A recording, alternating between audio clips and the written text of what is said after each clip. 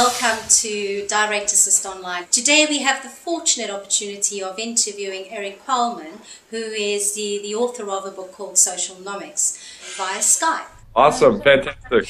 Erik, can you tell us what you do and what you specialize in? If you go back all the way to 1994, I was working at Cadillac Motor Division at the time. I was 22, and part of my jobs, aside from cleaning the toilet, was that I was assigned to pass out a bunch of memos. So, I had to print out the memo, highlight everyone's name, pass it around, and basically that memo talked about what was said in the meeting. And one day I was sitting there and going, well, that takes about an hour of my time, and it's not the most pleasant experience or efficient. And so there's a new thing called email. So I attached this memo to the email, sent it out. All of a sudden the CEO of the advertising agency that I worked for was in my cube, not too happy about what I had just done. And so I kind of calmly explained to them, this saves paper. He didn't care about that. It was 1994. No one cared about the environment. Yeah. I said that it saves me an hour of my time. An hour of my time seemed to be the least of his worries. But then when I explained that you could track that the client actually got it and that also it saved some money, he just kind of went, oh, and went off to his office. But then a couple months later, that's when the World Wide Web exploded onto the scene for most of the mass public. And they're talking to the CEO going, Cadillac needs a website. And so he goes, well, why don't you go talk to that superhero guy, because my email was E. Qualman, so it's Equal Man. He goes, why don't you go talk to that kid that thinks he's a superhero? I don't know what the heck you're talking about website, but he seems to have an affinity for that. So that's a long story, but essentially I fell into the space backwards and then helped AT&T get a lot of their online ordering set up in terms of taking an actual landline. Remember when we used to have landlines instead of wireless phones?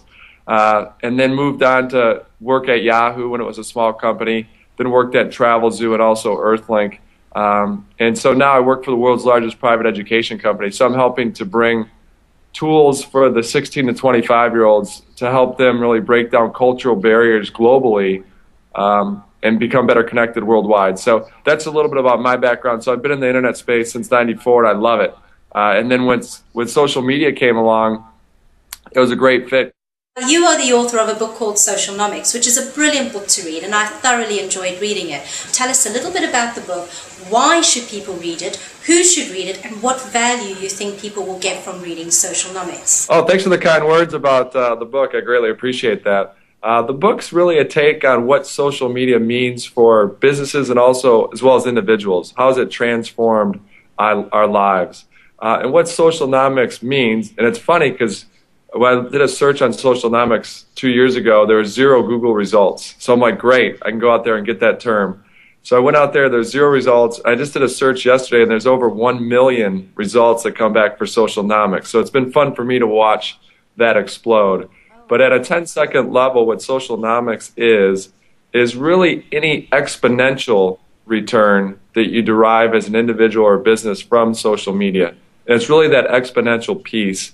That's what I talk about in the book. Some of the constructs are still the same. If you think about word of mouth, what I talk about in the book is that now has gone to world of mouth. And so that's really that exponential gain that you get from social media.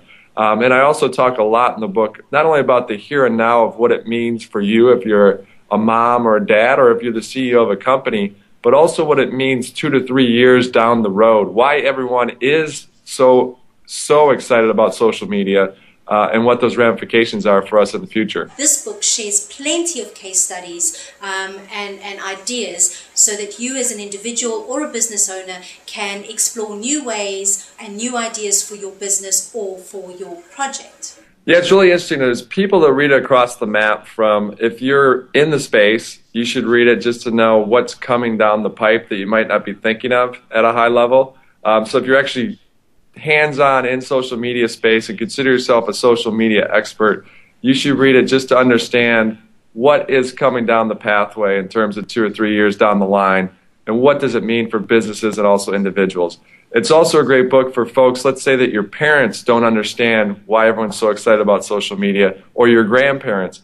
It's a great kind of lay of the landscape across the board. And one thing that I've gotten back from my readers that they enjoy the most about the book is up front I tell them you don't read this from start to finish actually feel free to hop around. That's the type of life that we live in, especially with social media, is pick and choose what makes the most sense for you. Another thing that a lot of the readers have pinged me back on is that they really enjoy the chapter summaries at the end, saying here's the key takeaways from each of these summaries.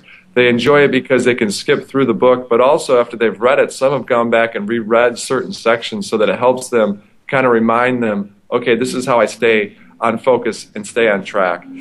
Erik, can you tell us what impact social media has had on your life? What difference has it made now than, say, 10 years ago before social media existed? I mean, for me personally, it's become my life for the last 4 years because I just love the space and saw that it was really a fundamental shift in just how everyone's going to communicate. So to me, I kind of dove in and just love it. I love every piece about it. So I'm in the space 24/7. So it's been radically changing for me. Just as we talked about 5 years ago, I wasn't on the stage with the Prime Minister of Portugal or with Al Gore. And so it's definitely radically changed my life in a very positive manner.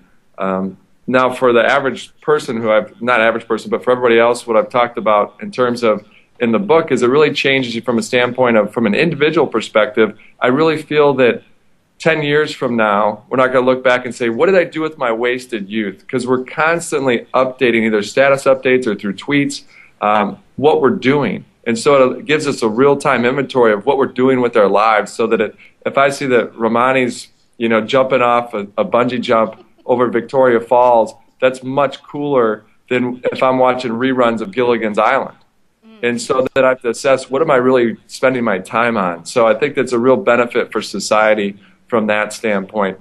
The other huge benefit for society in my mind is what I call the elimination of multiple individual redundancy. And a lot of what Socialnomics is about is that soon, and we're already seeing this happen, especially in the United States, is the emergence of search and social media. I want to know what my friends purchase, what they like, what they don't like, because that saves me a ton of time, saves me doing the same research that 10 of my friends already did for that hotel in Cape Town. I can quickly assess, here's the best place to stay in Cape Town for me, because my friends are close to what my likes and don't likes are, and I know their personalities. And so, in my mind, that's a huge time saver for society from a standpoint of it eliminates multiple individual redundancy. The other huge time saver is that just as the news, we no longer search for the news, meaning we no longer go to the end of the driveway to get our paper to find out what the latest news is. The news is pushed to us. It finds us from our friends and from our trusted sources. The same is going to be true for products and services. What should people not do when it comes to social media? There's two fronts. There's the individual and the business. So the business, what a lot of businesses do, they make the mistake of jumping in and trying to sell right away. That's their first step. When in reality, there's really 4 basic steps in my mind for success in social media. You listen, interact, react, and then you sell. So listening is finding out what's being said about your product or service. The second is to interact. You join that conversation, start interacting with your users, with your customers.